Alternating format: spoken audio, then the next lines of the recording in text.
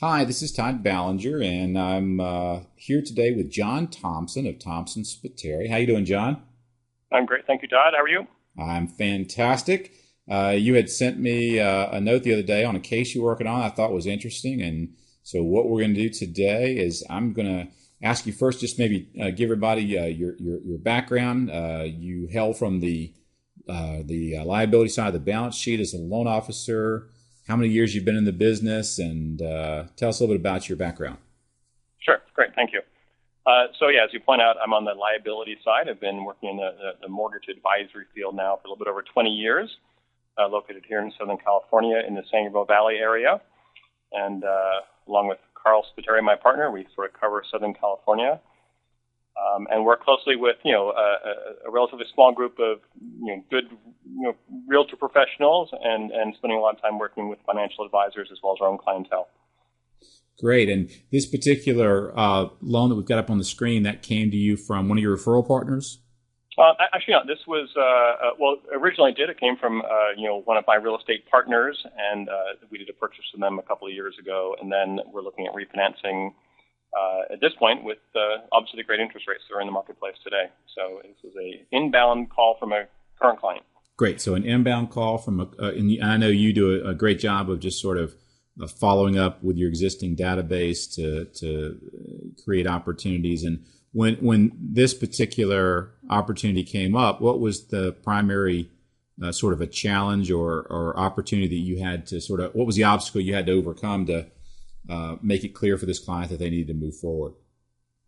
Well, luckily the client, didn't have any specific qualification challenges. But what they're really trying to figure out, and it came from this, you can see kind of on your screen there, the mortgage amount is a little bit over $800,000. We're in a high balance, area here in Southern California, so we can get, Fannie Mae product up to $729,000. But the availability of jumbo mortgages over that is not great, although it is improving. And so one of the challenges is the consumers hear these great ads with low interest rates, and they may not always understand that those interest rates apply to, traditionally conforming loans. And so the first thing was to figure out, number one, do they want to refinance? We realized their mortgage balance was in excess of the conforming loan limit, so did it make sense to bring cash in, or did it make sense just to take a higher interest rate and not bring the cash in and see how that impacted the overall, finances that they're looking at? Cool. So it looks like you set up two possible scenarios there: 30-year at 729, which is just a rate and term, and then a 30-year jumbo where they're going to pay off all the current stuff and cover all their closing costs, and you can see there's some different interest rates there associated with that. Exactly. So there's about a 0.5% interest rate on here. So this is kind of where we started from. So does it make sense to, again, get a lower interest rate and bring some cash in to the transaction, which is what more people are doing these days to kind of reduce their debt? Or does it make sense to keep that cash, keep it invested in the marketplace and allow that money to grow somewhere else and go down that road? And so as we started to kind of flow through here, the initial run through, I kind of plugged all the numbers into our BarSmart software. And you can see here they need to bring about $80,000 into this transaction to pay it down to $729 and cover their costs and expenses.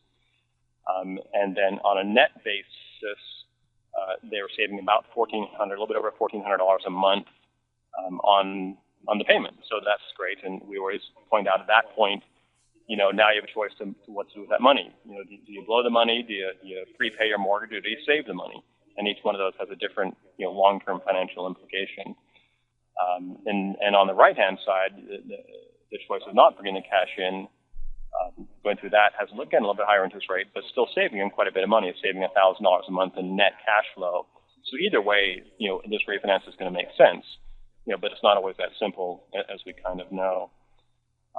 I'll kind of highlight a couple things as we go forward here. So you could literally stop there and close the deal if you wanted to. I mean, because absolutely, and we realize that what we love, actually quite frankly about the software is it allows you to continue to kind of pull the thread, as it were, and start to look at more stuff, because I think that's where the majority of lenders probably would have stopped and said, here's your choices, pick A or B, and then kind of go from there.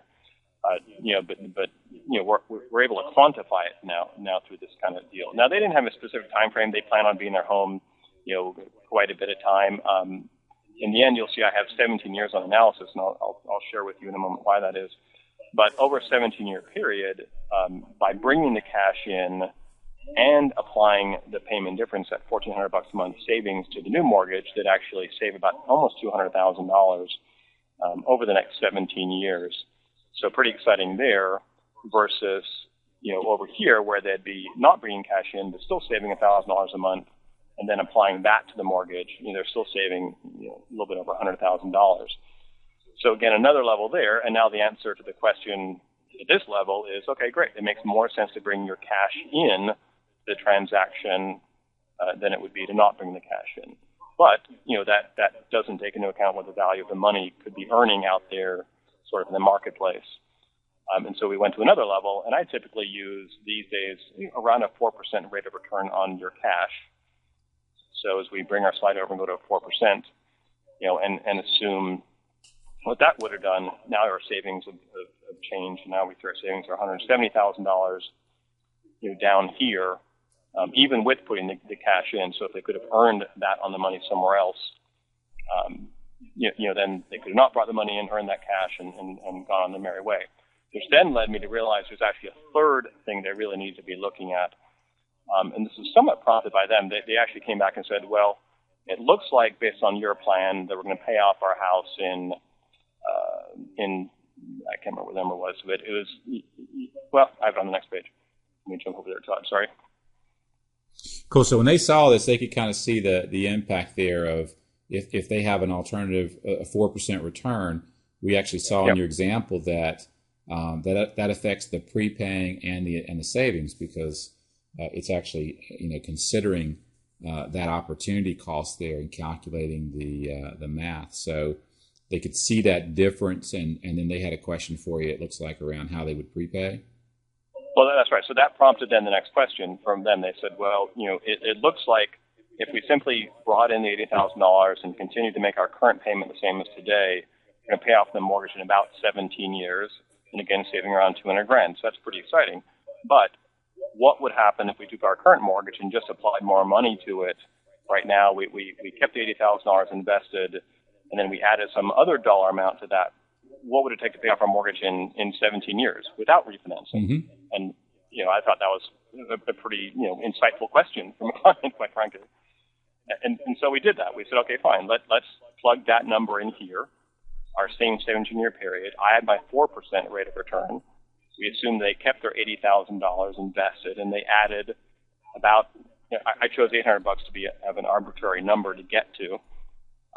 And then what would happen with that? And in that case, it's about 19 years, which then again led to the next question: what would we have to earn on that money in order for this option to come out ahead? In other words, what if we don't want to refinance? We simply want to deploy our cash in a different way and still get our mortgage paid off in the same 17-year period. And again, the software is powerful enough that allows me to kind of slide this over, and it came out that they had to earn. I'll summarize, but they had to earn a little bit under 10% net after tax in order for that plan to kind of come out ahead. And so in that case, the question became, well, all right, so if we got to earn 10% net, after taxes, can we do that over the next 17 years or not? And we came to the conclusion that might be a little bit difficult to do. It also raises the specter of market risk and some other things, and will they spend the money in the rest of it? But nonetheless, it was an interesting conversation that kind of the software actually created, and took us to another level we hadn't considered before. That's very cool. So once they engaged and started looking at the process, one of the things you find is oftentimes clients have questions they don't realize they have, but as those questions came up and they started looking at, well, what would be the impact of just taking this cash and cash flow, or taking similar cash flow and prepaying the debt, you're able to kind of compare, what it would take. You'd have to either put a lot more cash in on a monthly basis, or a larger amount up front, or you'd have to earn a much higher return to accomplish the same thing. That puts their fears to bed. They can then go through and say, let's just proceed. And which option are they? Did they end up proceeding with? Yeah, they're going to go ahead and pay down the mortgage. In the end, that made the most sense. Now, I never feel good about telling anyone to bring in $80,000 into a very low interest rate mortgage, because of that effective percentage rate is so low. I believe they can out-earn that. But in this case, because we did the entire review and we went through every possible option and what it would take to come out ahead one way or the other, you're right. They felt comfortable with the idea of moving $80,000 from where it is today, paying down the mortgage, and ultimately getting their debt paid off in a more efficient manner. And that's what it really was about for them. Okay, what's the most efficient way of doing all this, given the assets and the resources we have? And the peace of mind, because ultimately you're balancing. I would say peace of mind trumps the financial. It's just being able to quantify what the peace of mind costs is helpful, because if you can show somebody that this is the most efficient way, then you can balance at least the cost against the peace of mind of knowing, if I do this, this is what's going to happen. This is how it's going to work out. Yeah, no, I think you're right. That peace of mind, because I'm sure they probably could. There may be investments where they could earn that 10%, net, but would it give them peace of mind at the end of the day? Maybe not.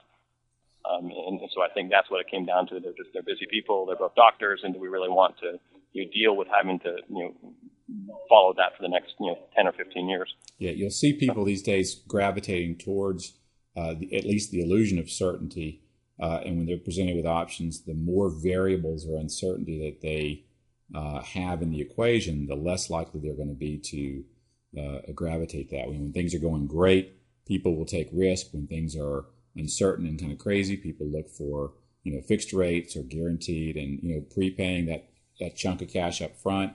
It eliminates a lot of market uncertainty. If there was an advisor involved that said, hey, we can earn 8% over the next 17 years, I'm confident, then that might have changed the dynamics a little bit. But the fact that you had the conversation, that you were able to ask them what they wanted to accomplish and then illustrate for them is very cool. And I definitely applaud you for taking the time and the energy to do that.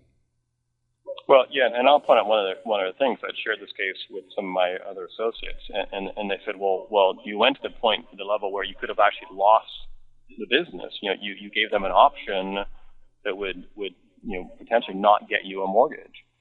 And I always think, well, that's where you need to go ultimately, because it's in the back of their mind. I mean, they brought it up. Yep.